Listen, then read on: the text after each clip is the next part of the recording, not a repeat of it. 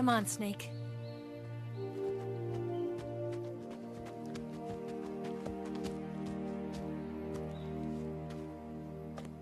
We made it.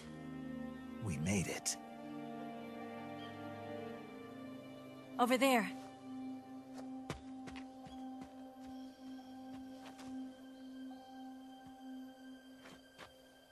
It's the boss, isn't it? I'll go get the wig ready to take off. Right. I'll leave you two alone. But come back in one piece, okay?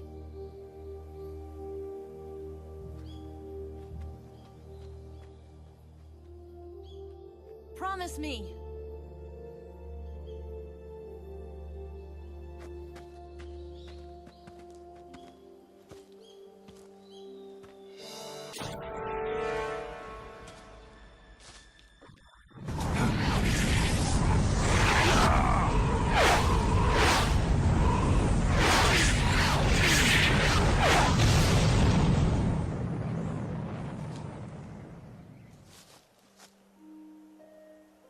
Life's end. Isn't it beautiful?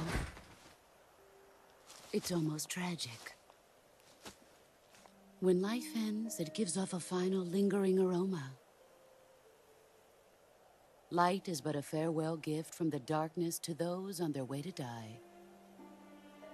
I've been waiting, Snake, for a long time.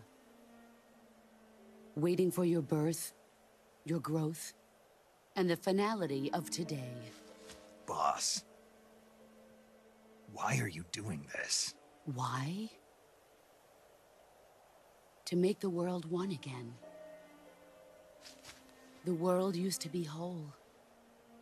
But with the end of the Second World War, the philosophers began to fight amongst themselves, and the world was torn apart. The Cobras, my comrades who trained and fought alongside me, were torn apart as well. The foibles of politics and the march of time can turn friends into enemies just as easily as the wind changes. Ridiculous, isn't it? Yesterday's ally becomes today's opposition. And this Cold War? Think back. When I was leading the Cobras, America and Russia were fighting together. Now, consider whether America and Russia will still be enemies in the 21st century. Somehow I doubt it. Enemies change along with the times, the flow of the ages, and we soldiers are forced to play along. I didn't raise you and shape you into the man you are today just so we could face each other in battle. A soldier's skills aren't meant to be used to hurt friends. So then what is an enemy? Is there such a thing as an absolute timeless enemy? There is no such thing, and never has been. And the reason is that our enemies are human beings like us. They can only be our enemies in relative terms. The world must be made whole again. The philosophers must be reunited. I will devote my skills to that purpose. And with the Colonel's money, I will achieve that end. Just as I once created the Cobras. They are my family. I may no longer be able to bear children, but I still have a family.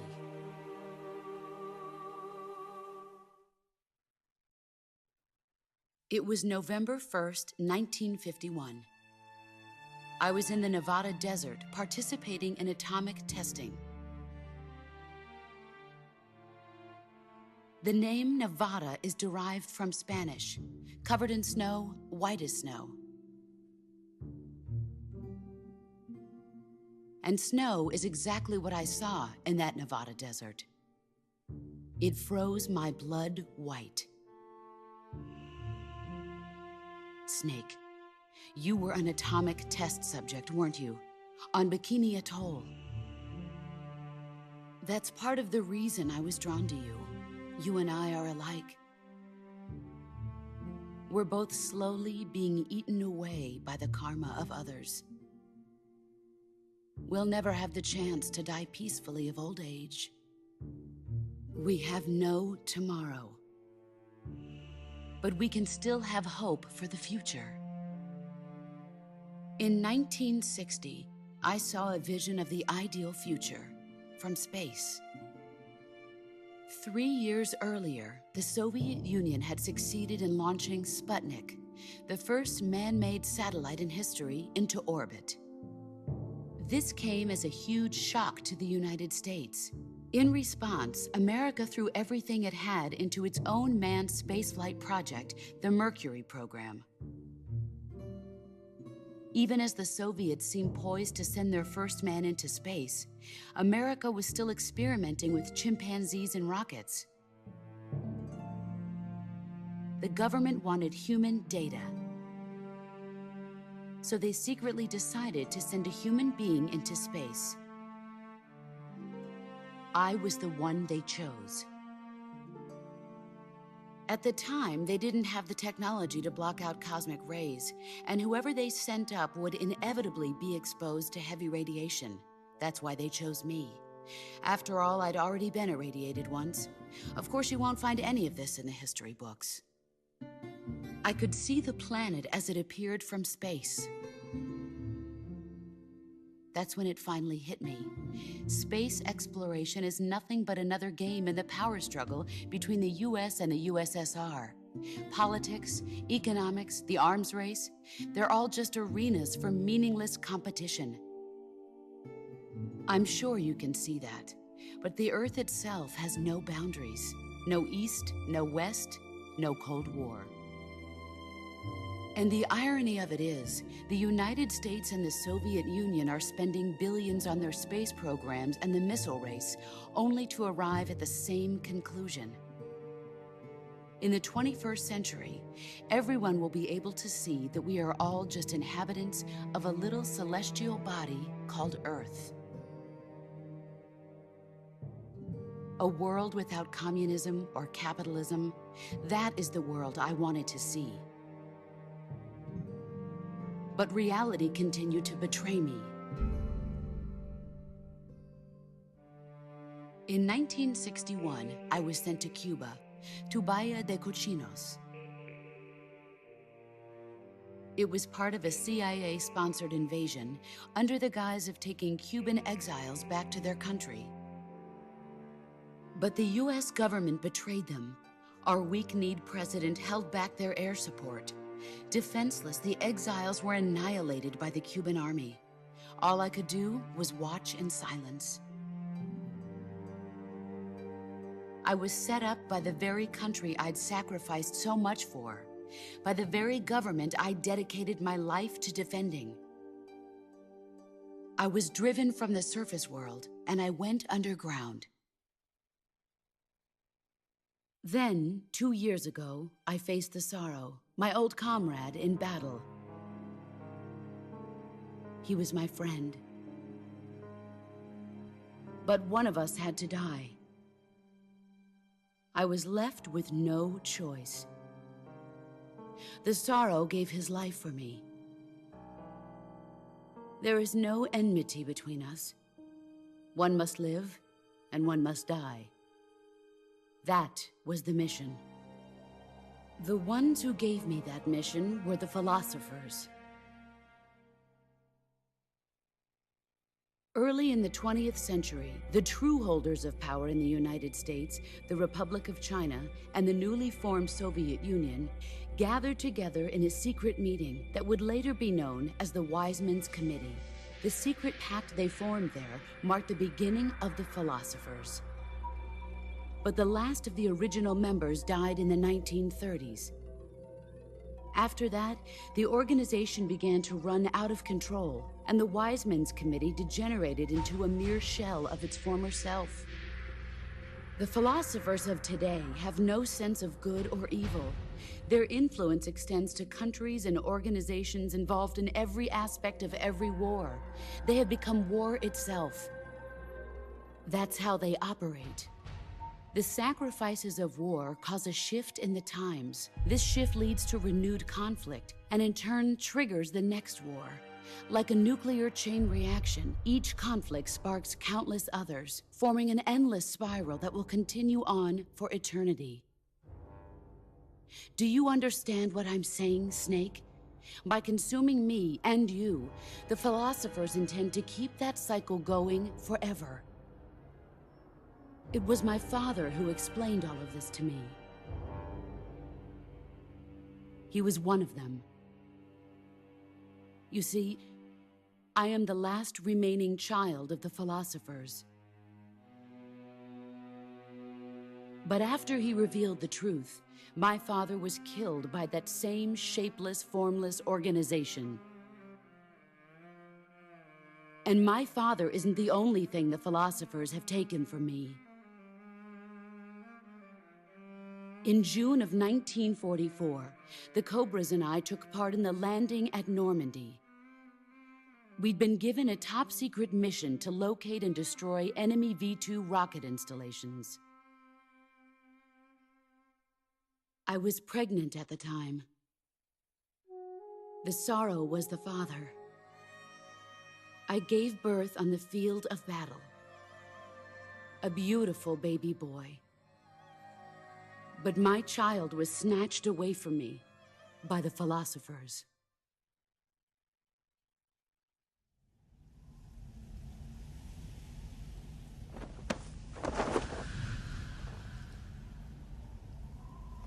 Look at this scar.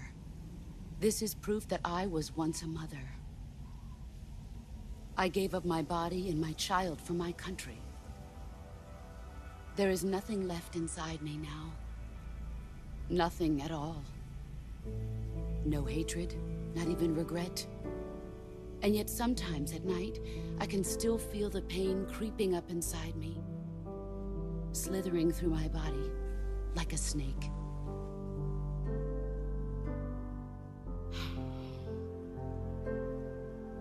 I've never talked this much about myself before.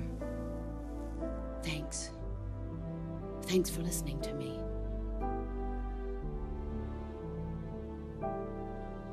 I feel content. Snake? Commence the operation. I raised you. I loved you. I've given you weapons, taught you techniques, endowed you with knowledge. There is nothing more for me to give you. All that's left for you to take is my life, by your own hand. One must die, and one must live. No victory, no defeat. The survivor will carry on the fight. It is our destiny. The one who survives will inherit the title of boss. And the one who inherits the title of boss will face an existence of endless battle. I'll give you 10 minutes. In 10 minutes, MiGs will come and bomb the hell out of this place. If you can beat me in less than 10 minutes, you'll be able to escape in time. Let's make this the greatest 10 minutes of our lives, Jack. Boss? You're a soldier. Finish your mission. Prove your loyalty. Face me.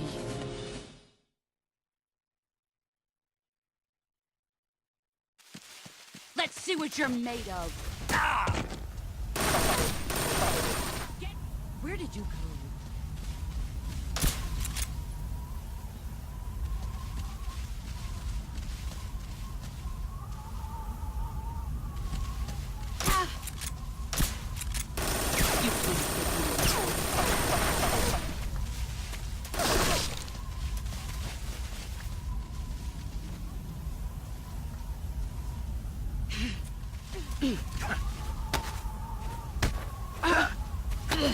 Is that all these years and still nothing to show for it?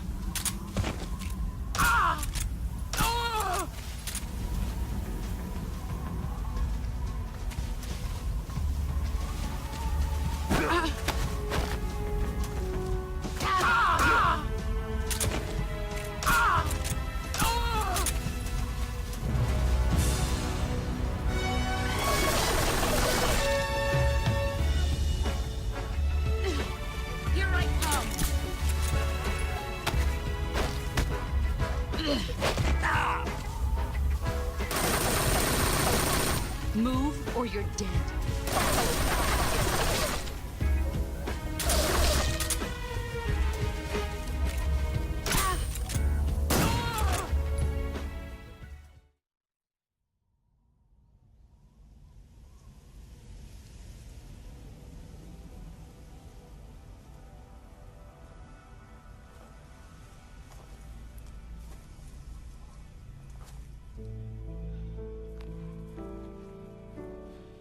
Take this.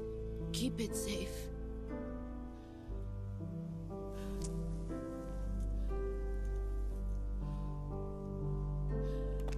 It's our only hope.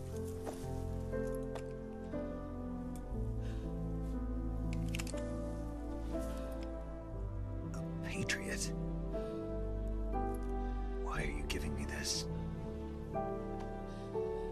Jack. Or should I say, Snake? You're a wonderful man. Kill me. Kill me now. Do it.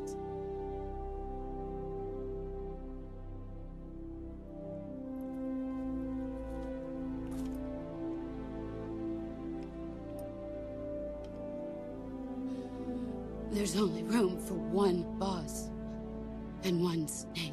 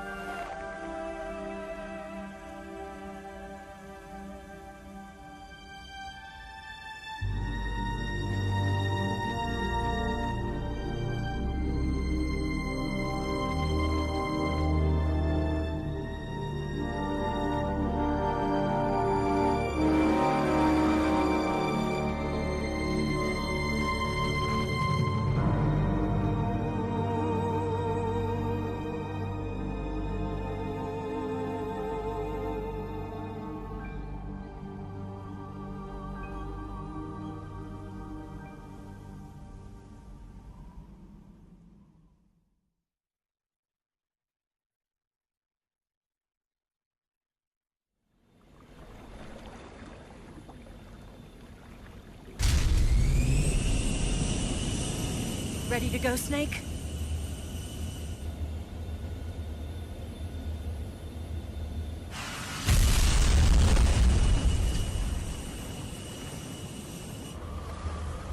Are you okay? Snake? Yeah.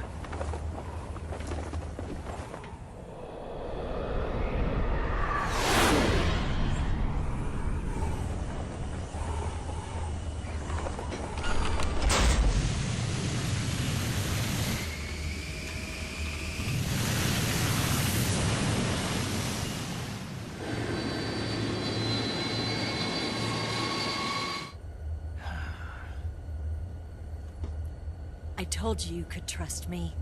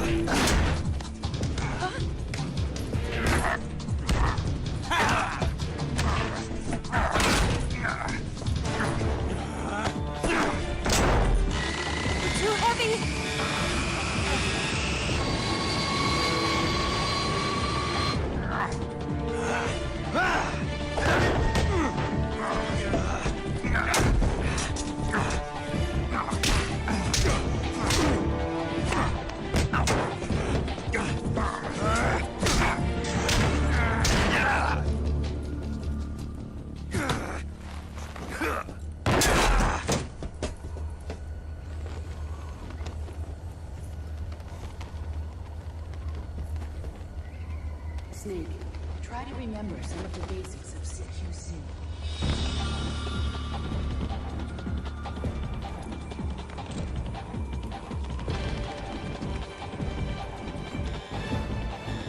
Not good!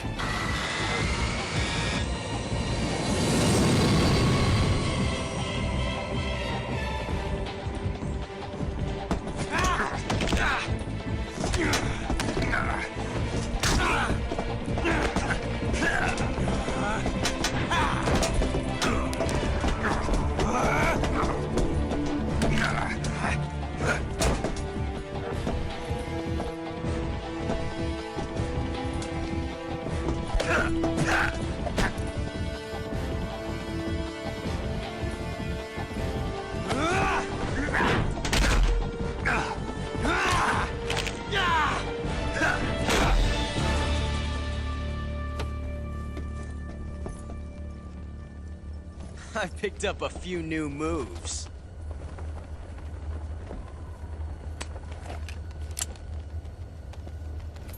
Huh. It doesn't feel right to shoot an unarmed man. But I'll get over it. Eva!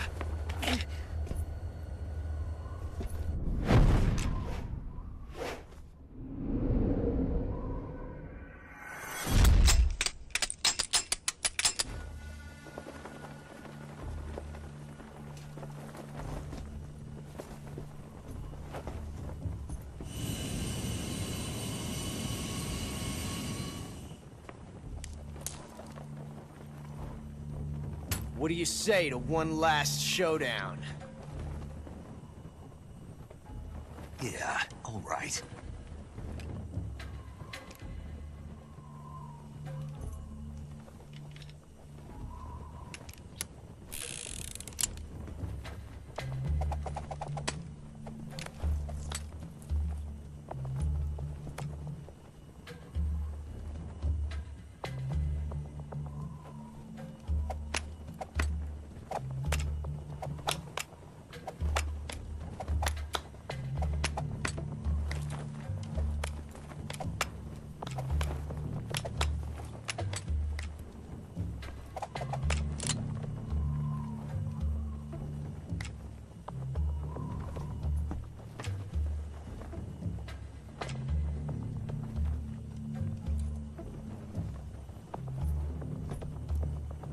What's your name? Snake. No. Not that name. You're not a snake, and I'm not an ocelot. We're men with names. My name is Adamska. What's yours? John. Very well, John. Plain name. But I won't forget it.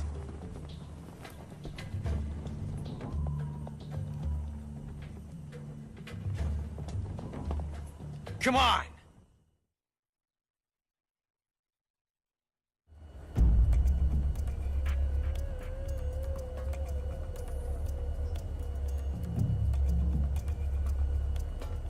Pick one up already!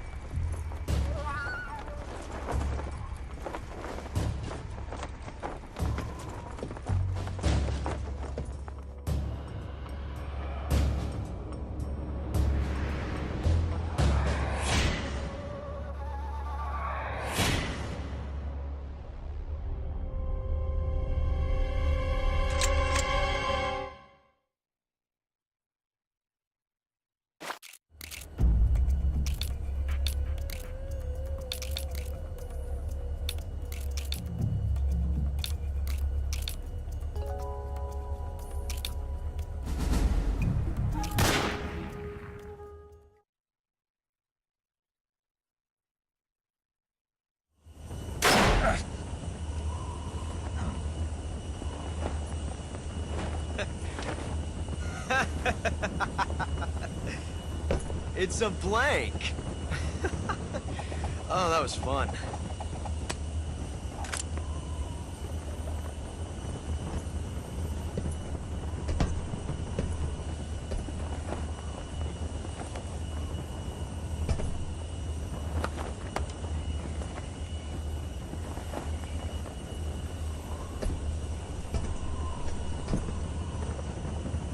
Till we meet again, John.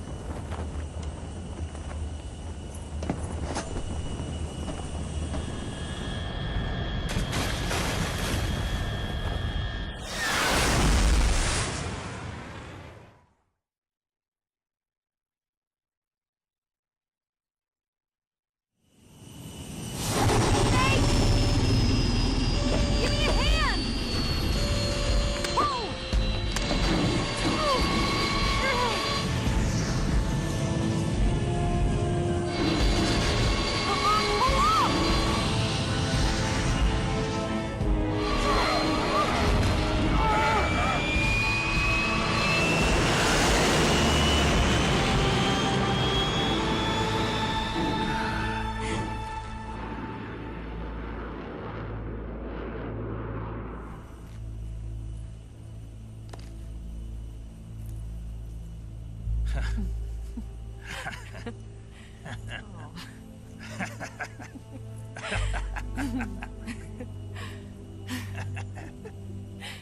We made it. Yeah, we sure did.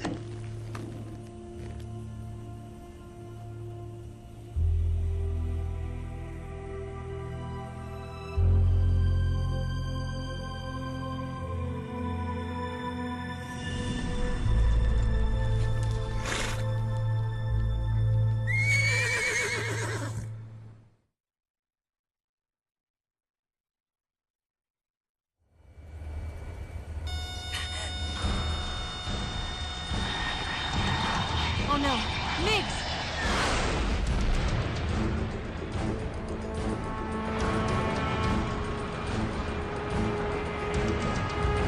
There's no way out! What are we gonna do? We've come too far to let them stop us now. Those things have got to be armed. It's no use. There's no way we can outmaneuver them.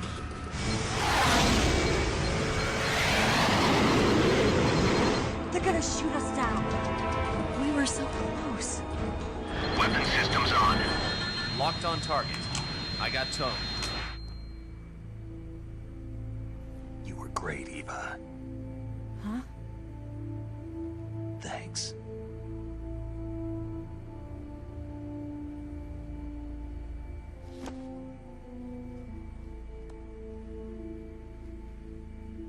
Hulk 19, this is Control. Stand by for a direct order from the chairman.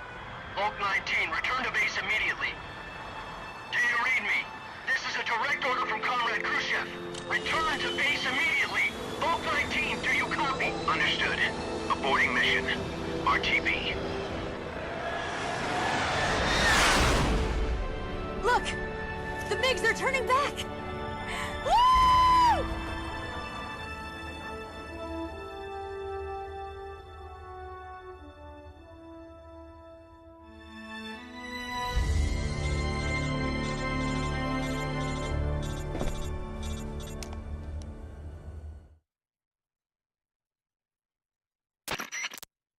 Well done, Snake. The MiGs disengaged. Most likely under orders from Khrushchev. Is this his way of helping us? Who knows? Maybe he didn't want things to get messier than they already are. Or maybe he just wanted us to owe him one. The important thing is, you made it out alive. As long as Khrushchev is with us, I don't think they'll be coming after you. It should be smooth sailing all the way to Alaska. I'm sending someone out to Galena Base to meet you. To meet me? The DCI and the President himself are waiting at Langley. Don't keep them waiting.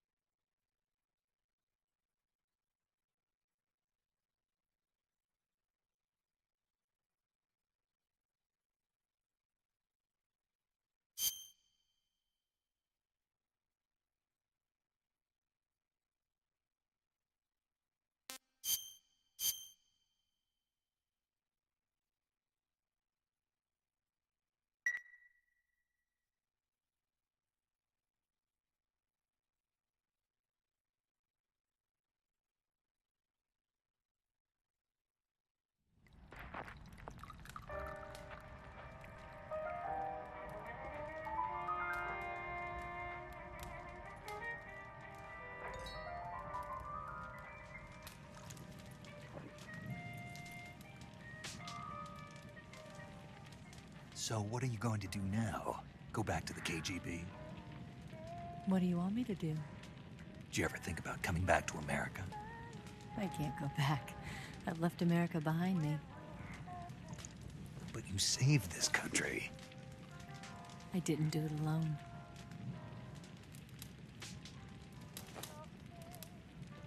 And I still owe you a dinner.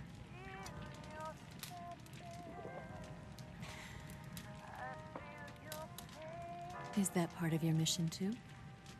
Or is it an order? Or is it an invitation?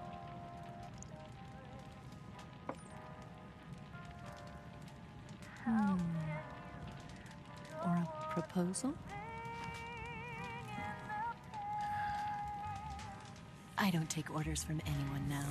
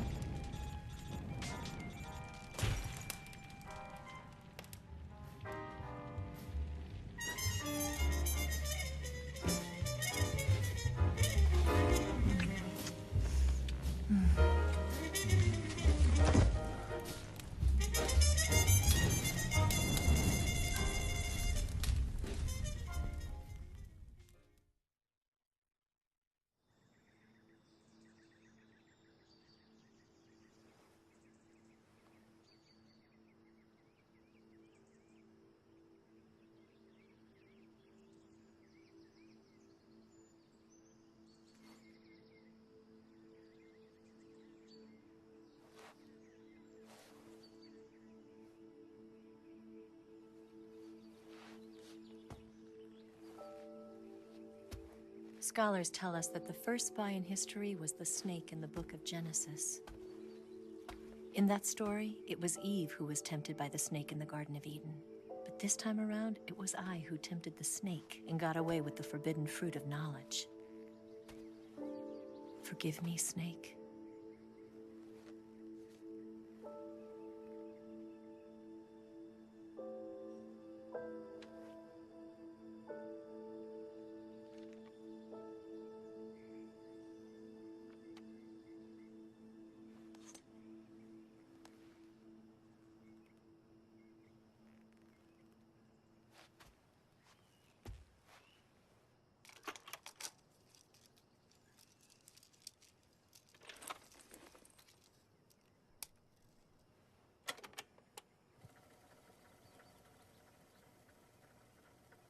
Good morning, Snake. I hope you slept well. First of all, I have to apologize. I wasn't sent by Khrushchev. I'm not a KGB spy, and I never worked for the NSA. I'm an agent of the People's Republic of China for the General HQ 2nd Department of the People's Liberation Army. It was all a lie. I tricked you. And I'm sorry.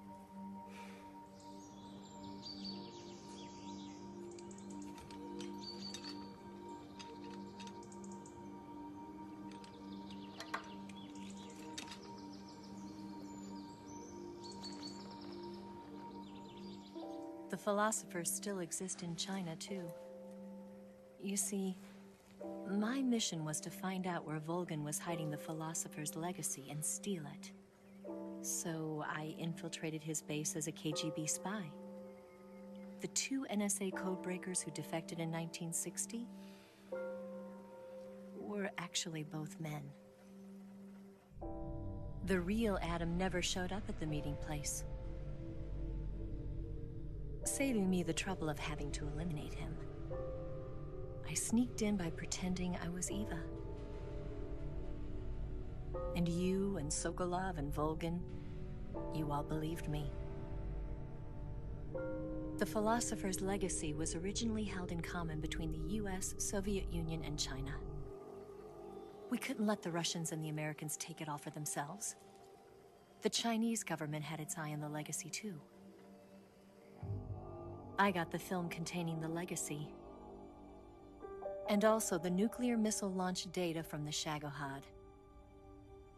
5 years ago, the Soviet Union stopped supplying us with nuclear weapons technology. Since then, China's Liaodong easing, hydrogen bomb, and space rocket projects have fallen behind.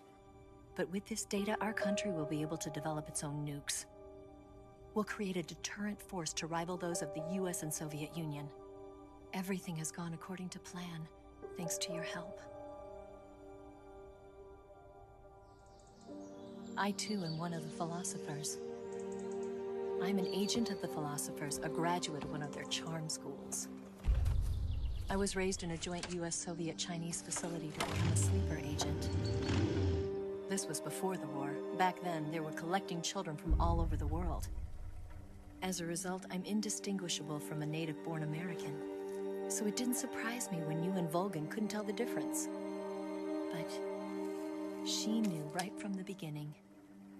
She knew because before the war, she was at one of the philosopher's schools too, as an instructor. The boss was the only one I couldn't fool. She was the only one who knew I was a fake. She told me everything. Why did she open her heart to me like that? At the time, I couldn't understand it. But now, I think I do. Snake. She wanted you to know the truth. She chose me to tell you. That's why she saved my life. I've lied to you so many times, but not this time. My orders from the government were to obtain the legacy and to eliminate everyone who knew the truth about what happened. In other words, I'm supposed to kill you.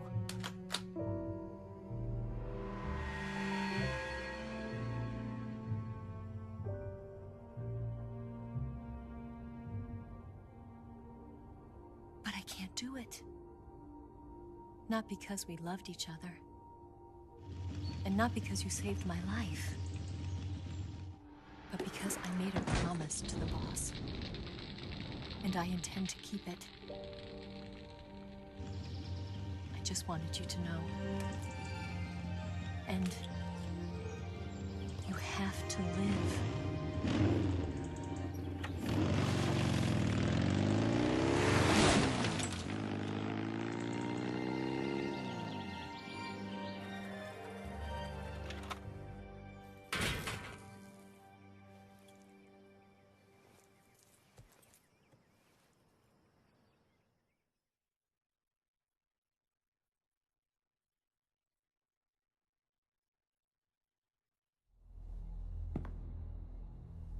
Snake, listen to me. She didn't betray the United States. No. Far from it. She was a hero who died for her country. She carried out her mission knowing full well what was going to happen. Self-sacrifice. Because that was her duty.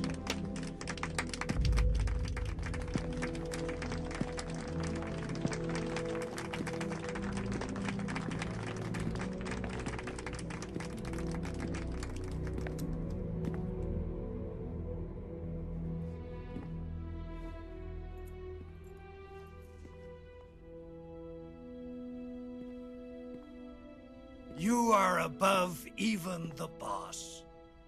I hereby award you the title of Big Boss.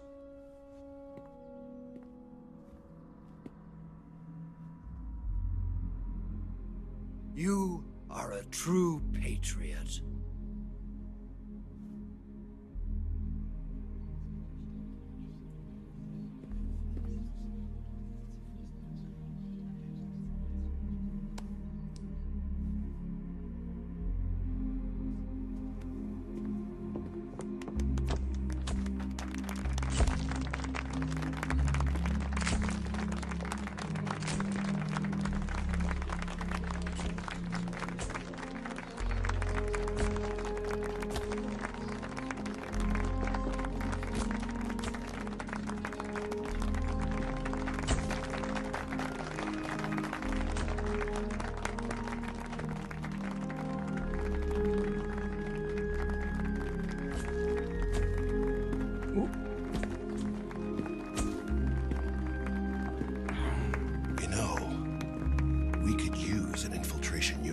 fox in the army. Someone like him to handle our top secret sneaking missions for us. A man who combines the qualities of a soldier and an agent. The boss's defection was a ruse set up by the US government. It was all a big drama staged by Washington so they could get their hands on the philosopher's legacy. And the boss was the star of the show. They planned it so that they could get the legacy that Colonel Volgin inherited and destroy the Shagohod at the same time. Only a legendary hero like the boss could have earned Volgin's trust. Finding out where the philosopher's legacy was hidden was to be her greatest mission. Everything was going according to plan. But then something happened that no one could have predicted. Colonel Volgin fired an American-made nuclear warhead at Sokolov's research facility. Khrushchev demanded that the US government provide proof that it wasn't involved. They couldn't just abort the operation to steal the legacy. So the operation itself was greatly expanded and revised. The authorities in Washington knew that in order to prove its innocence, they'd have to get rid of the boss. And that one of their own would have to do the job. The public couldn't be allowed to find out about it. Not ever. This, they concluded, would be the best way to keep the whole thing under wraps. The boss wouldn't be allowed to come back home alive. And she wouldn't be allowed to kill herself. Her life would be ended by her most beloved disciple. That was the way the government wanted it. That was the mission she was given, and she had no choice but to carry it out. Her death at your hands was a duty she had to fulfill. Out of duty, she turned her back on her own comrades. A lesser woman would have been crushed by such a burden. The taint of disgrace will follow her to her grave. Future generations will revile her. In America as a despicable traitor with no sense of honor. And in Russia as a monster who unleashed a nuclear catastrophe. She will go down in official history as a war criminal. And no one will ever understand her. That was her final mission. And like a true soldier, she saw it through to the end.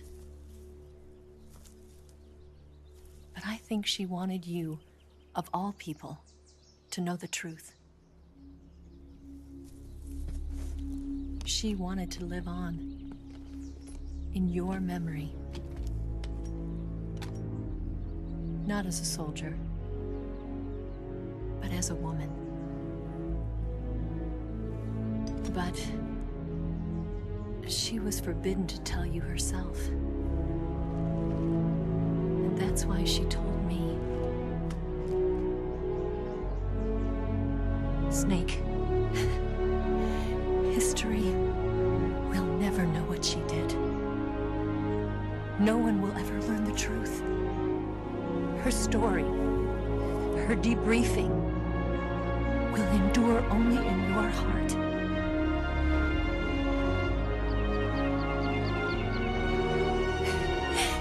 Everything she did for her country.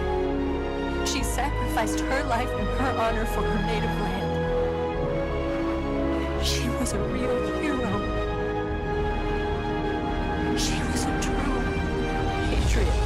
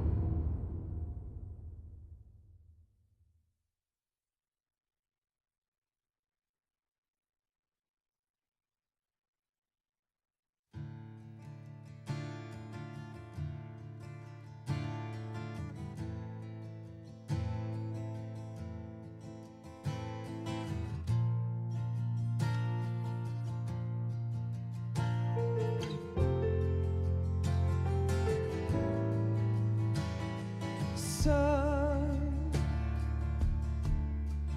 you've got a way to fall. They'll tell you where to go, but they won't know. Son, you'd better take it on. They'll tell you what they know, but they won't show. Oh, I've got something in my throat. I need to be alone while I suffer. Son, you've got a way to kill. They're picking on you still, but they don't know. Son, you'd better wait to shine. They'll tell you what is yours, but they take mine. Oh, I've got something in my throat. I need to be alone while I suffer. Oh, there's a hole inside my bone. I need to stay afloat for the summer, Lord.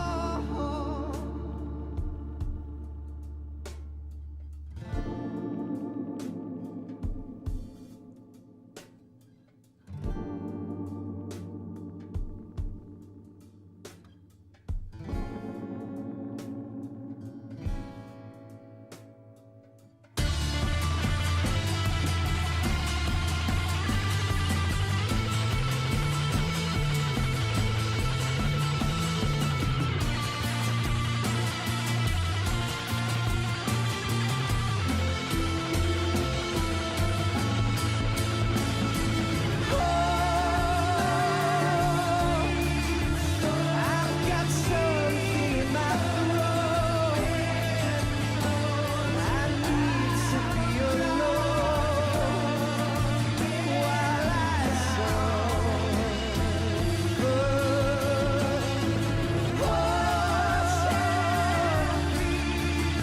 There's a hole inside my bone. I need to stay afloat for the summer. Son, you better wait to fall. They'll tell you where to go, but they won't know.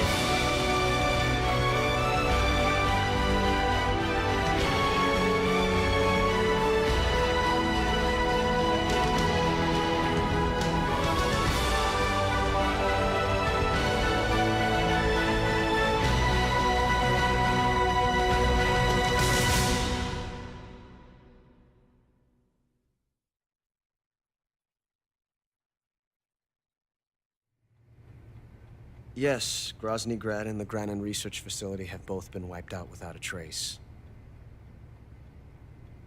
I understand, sir, but they were necessary sacrifices. Yes, the CIA has taken care of the boss themselves.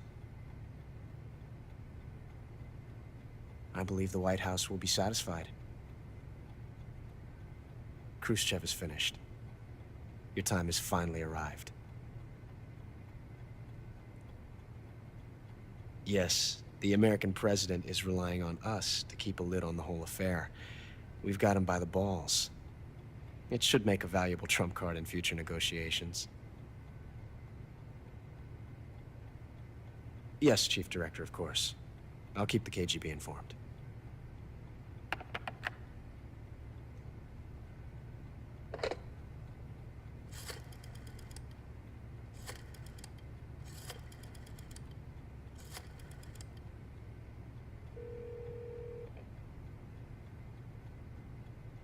Yes, it's me. The boss has accomplished her mission. The philosopher's legacy is now safely with us, in America's hands. With this money, yes, the philosophers can finally be revived. The film we handed the Chinese was a fake. Peking must be in an uproar right about now. I'm afraid so. Only half the money has made it back to the United States. The KGB must still have part of the legacy. Yes, the weapon has been reduced to ashes. That's right. Grozny Grad has been obliterated by the Davy Crockett we brought in as well. Yes, that was the boss's work too. Speaking of which, I've obtained something from Granin that you might find interesting. It's a revolutionary new nuclear attack system. Perhaps it might just come in handy someday. Yes, we have Snake to thank for that. Khrushchev believed it as well. Yes, they bought our story. I don't think they'll be making a fuss. The secondary alert has been lifted as well. And the Soviets still haven't discovered my true identity. They have no idea that I've been triple-crossing them. I will continue my activities as a contact for the new government. Yes, it appears that no one knew that I was Adam. Of course, I'm always at the CIA's disposal, Mr. Director.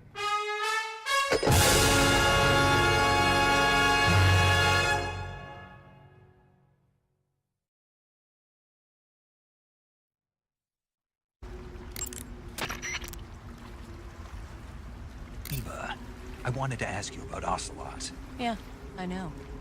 He's pretty infatuated with you, isn't he? That's not what I meant. Aren't the Ocelots an elite unit? Yeah. So how'd he get to be their commander? He can't be any older than 18 or 19. I can't believe he's already a major. I heard from the colonel that he's been given special treatment. Special treatment? Yeah, he's the son of some legendary hero or something. No wonder he seems to have the right stuff. So who is this legendary hero anyway? Beats me. The colonel never told me. All I heard was that his mother was supposedly shot in the gut during battle, and that he was born right there with bullets whizzing past him. A pregnant woman in the middle of a battle? That's what I heard. They say that when they stitched her up, the scar was shaped like a snake. Well, that's battlefield medicine for you.